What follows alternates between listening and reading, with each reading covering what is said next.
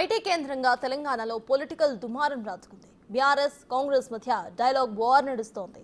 ఈ నేపథ్యంలోనే ప్రభుత్వంలో ఐటీ ఎగుమతులు, ఉద్యోగాలు క్షీణించడంపై కేటీఆర్ ఆందోళన వ్యక్తం చేశారు. గత ఏడాదితో పోలిస్తే ఈ ఏడాది ఐటీ ఎగుమతులు, ఉద్యోగాల్లో క్షీణతకు సంబంధించిన గణాంకాలను ఆయన ట్వీట్ చేశారు.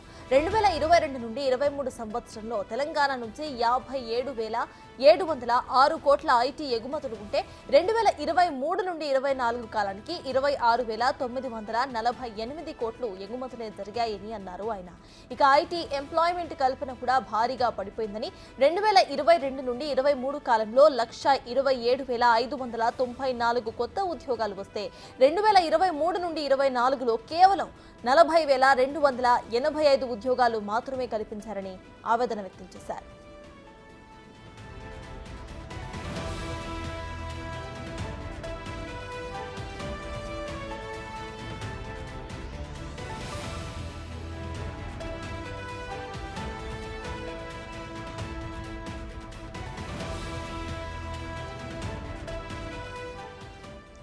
గత 6 నెలల్లో తెలంగాణలో ఐటీ ప్రగతి గణనీయంగా పెరిగేందుకు ప్రభుత్వం ఎన్నో చర్యలు తీసుకుందని గుర్తు చేశారు ఆయన.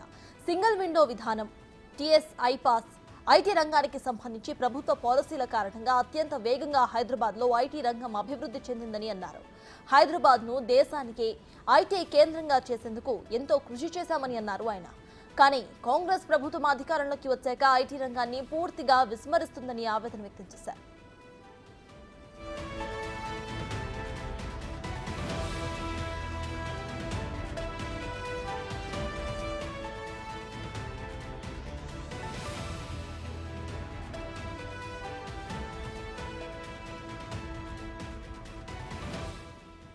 కాగా కేటీఆర్ ట్వీట్ కు రాష్ట్ర ఖనిజాభివృద్ధి సంస్థ చైర్మన్ అనిల్ కౌంటర్ ఇచ్చారు.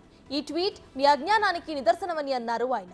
రష్యా యుక్రెయిన్ యుద్ధంతో 2 ఏళ్లుగా మార్కెట్లో అనిశ్చితి నెలకొందని, ఆ విషయం మీకు తెలియదా అని అడిగారు. ప్రపంచవ్యాప్తంగా కూడా ఐటీ ఎగుమతులపై యుద్ధ ప్రభావం పడిందని, ప్రపంచవ్యాప్తంగా టెక్ కంపెనీలు ఉద్యోగాలను తొలగించాయన్న విషయం గుర్తులేదా అని సెటైర్స్ వేశారు. ప్రతికూల ప్రపంచ ఆర్థిక పరిస్థితుల కారణంగా భారత్ సహా తెలంగాణలో కూడా ప్రభావం చూపిందని అన్నారు ఆయన.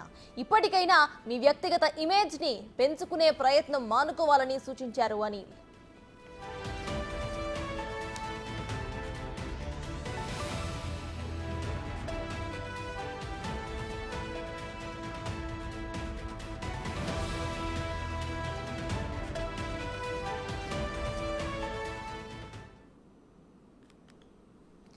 మొత్తానికి ఐటీ కేంద్రంగా తెలంగాణలో పొలిటికల్ దుమారం ట్విట్టర్ ద్వారా రాజుకుంది. ఈ విషయంపై పూర్తి డీటెయిల్స్ ను మా అసోసియేట్ ఇన్పుట్ ఎడిటర్ నగేష్ అందిస్తారు. నగేష్, చెప్పండి, ప్రజెంట్ మనం ట్వీట్స్ చూస్తున్నాము. ఇటు బీఆర్ఎస్ అండ్ కాంగ్రెస్ ఇరు వర్గాలు కూడా ఇదిగా చేస్తున్నాయి. కేటీఆర్ ఇచ్చిన గణాంకాలకి కాంగ్రెస్ కూడా ధీటుగానే సమాధానం చెప్పింది. ప్రజెంట్ మనం దీన్ని ఎలా చూడాలంటారు?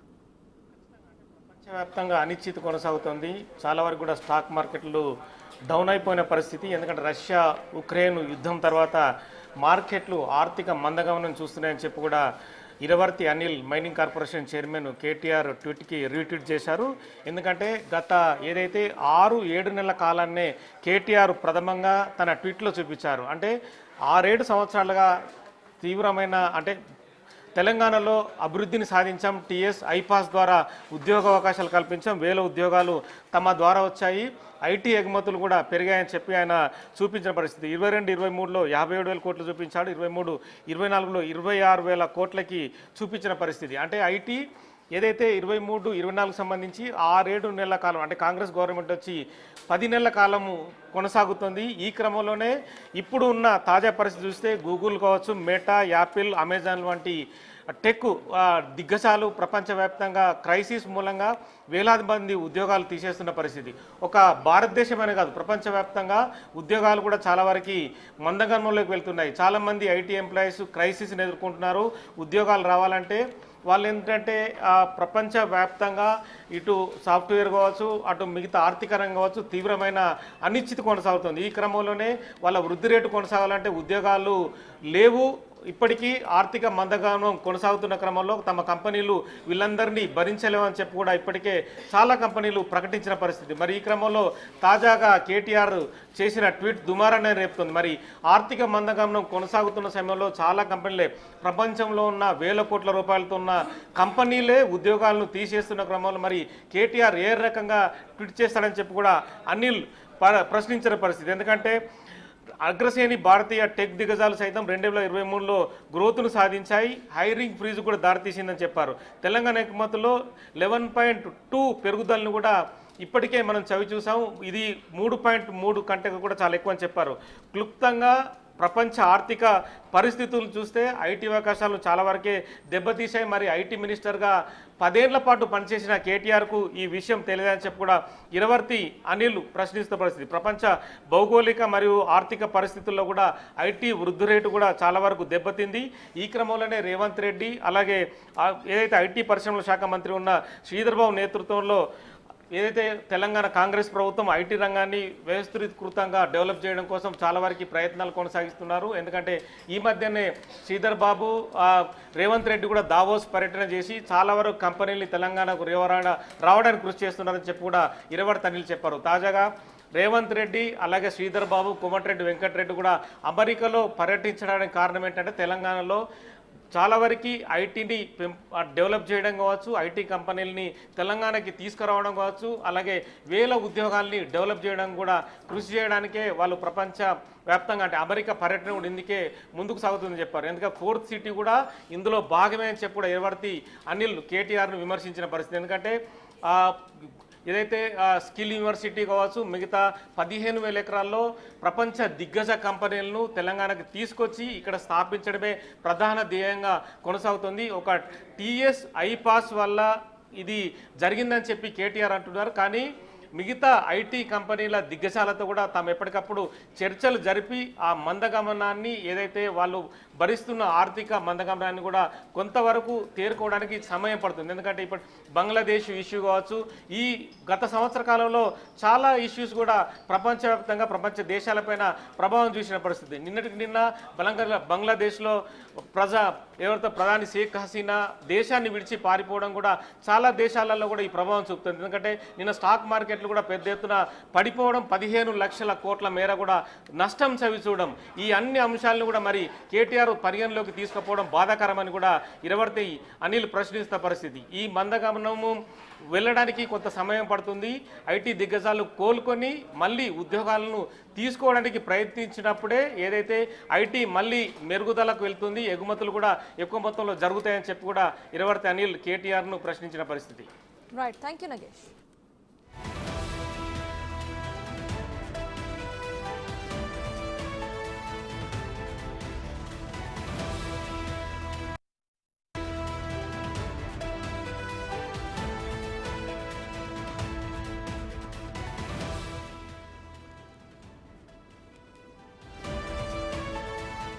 ఐటీ కేంద్రంగా తెలంగాణలో పొలిటికల్ దుమారం రాజుకుంది. బీఆర్ఎస్ కాంగ్రెస్ మధ్య డైలాగ్ వార్ నడుస్తోంది. ఈ ప్రభుత్వంలో ఐటీ ఎగుమతులు, ఉద్యోగాలు క్షీణించడంపై కేటీఆర్ ఆందోళన వ్యక్తం చేశారు. గత ఏడాదితో పోలిస్తే ఏడాది ఐటీ ఎగుమతులు, ఉద్యోగాల్లో క్షీణతకు సంబంధించిన గణాంకాలను ఆయన ట్వీట్ చేశారు. 2022-23 సంవత్సరంలో తెలంగాణ నుంచి 57,706 కోట్లు ఐటీ ఎగుమతులు ఉంటే 2023 నుండి 24 కాలానికి 26,948 కోట్లు ఎగుమతులే జరిగాయని అన్నారు ఆయన. ఇక ఐటీ ఎంప్లాయ్మెంట్ కల్పన కూడా భారీగా పడిపోయింది. 2022 నుండి 23 కాలంలో 127,594 కొత్త ఉద్యోగాలు వస్తే 2023 నుండి 24లో కేవలం 40,285 ఉద్యోగాలు మాత్రమే కల్పించారని ఆవేదన వ్యక్తం చేశారు.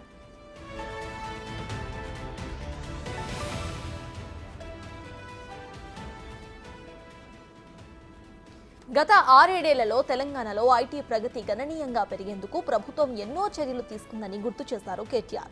సింగిల్ విండో విధానం, టీఎస్ ఐపాస్, ఐటీ రంగానికి సంబంధించి ప్రభుత్వ పాలసీల కారణంగా అత్యంత వేగంగా హైదరాబాద్లో ఐటీ రంగం అభివృద్ధి చెందిందని అన్నారు. హైదరాబాద్ను దేశానికి ఐటీ కేంద్రంగా చేసేందుకు ఎంతో కృషి చేశామని అన్నారు. కానీ కాంగ్రెస్ ప్రభుత్వం అధికారంలోకి వచ్చాక ఐటీ రంగాన్ని పూర్తిగా విస్మరించిందని ఆవేదన వ్యక్తం చేశారు.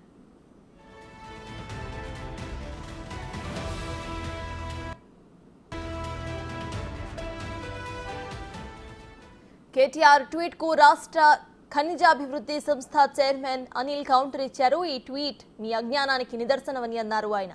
రష్యా యుక్రెయిన్ యుద్ధంతో 2 ఏళ్లుగా మార్కెట్లో అనిశ్చితి నెలకొన్న విషయం మీకు తెలీదా అని ఎద్దేవా చేశారు. ప్రపంచవ్యాప్తంగా ఐటీ ఎగుమతులపై యుద్ధ ప్రభావం పడిందని, ప్రపంచవ్యాప్తంగా టెక్ కంపెనీలు ఉద్యోగాలను తొలగించాయన్న విషయం కూడా గుర్తులేదా అని సెటైర్లు వేశారు.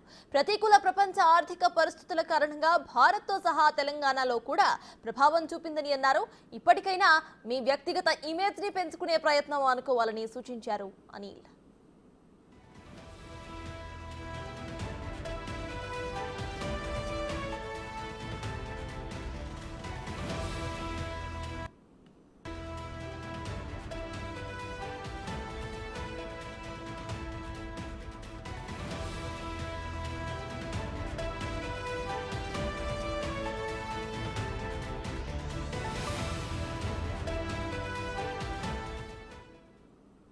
ఇదే అంశంపై బీఆర్ఎస్ నేత క్రిషాంక్ ఏమన్నారో ఇప్పుడు ఒకసారి చూద్దాం. దేశవ్యాప్తంగా ప్రపంచ స్థాయిలో కూడా హైదరాబాద్ నగరం మరియు కేసీఆర్ గారి ప్రభుత్వంలో Tier 2 సిటీస్లో కూడా ఐటీని ప్రోత్సహించడానికి తీసుకున్న కార్యక్రమాల ద్వారా ఐటీ ఎక్స్పోర్ట్స్ పెరగడం కానివ్వండి, ఎంప్లాయ్మెంట్ ఆపర్చునిటీస్ పెరగడం కానివ్వండి, పెట్టుబడులు పెరగడం కానివ్వండి, అవన్నీ కూడా చూసినాం. ప్రపంచ స్థాయిలో కంపెనీలు కూడా హైదరాబాద్ను ఒక డెస్టినేషన్గా, ఐటీ డెస్టినేషన్గా భావించి అందరు కూడా ఇక్కడ వచ్చి పెట్టుబడులు పెట్టడం లెక్కలు చెప్తున్నాయి. ఉదాహరణకు 2022-23 చూస్తేనే ఐటీ ఎక్స్పోర్ట్స్ 57,706 కోట్లు. మొన్న శ్రీధర్ బాబు గారు రిలీజ్ చేసిన దాంట్లో 2023 నుంచి 24 చూస్తే సగానికి సగం పడిపోయి 26,948 కోట్లు. ఉపాధి అవకాశాలు సగం